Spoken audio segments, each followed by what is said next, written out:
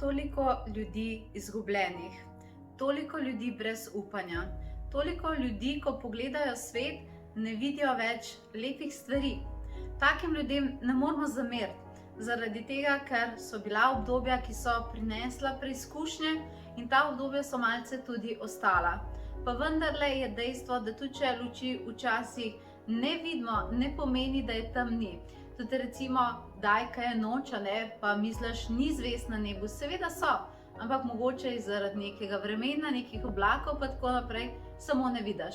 Ampak obstajajo meditacije, ki pomagajo razkaditi take nočne oblake in ti pomagajo zagledati svetlobo, vrniti upanje. In ko imaš enkrat to upanje, ko vidiš, da obstaja, potem se ti ponudi tudi pot, da do tega prideš.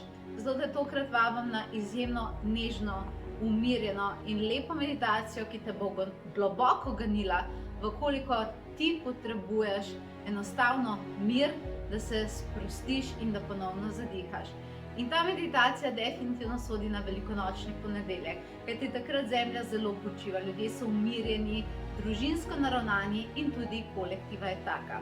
In dovoli mi, da ti tokrat pomagam s pomočjo mojstra Jezusa. Vabim te na prelepo meditacijo, kjer bomo prižgali svetilke upanja, kjer bomo povabili angele v tvoj dom, kjer ti bomo pokazali, zakaj si na planetu Zemlja, zaradi tega, da imaš lahko upanje. In ko boš vse to videla, se ti bo vrnilo tisto upanje, boš naredila en globok vdih in boš naredila en globok izdih in potem lahko začne znova. Včasih vsi potrebujemo malce tega resetiranja in če ga potrebuješ tudi z lepim darilom in takim upanjem, sporočilom, več si poglej seveda na potovanjeduše.si oziroma povezavo, katero sem ti pripela in verjamem, da ponovno najdeš svetlobo. Se te veselim!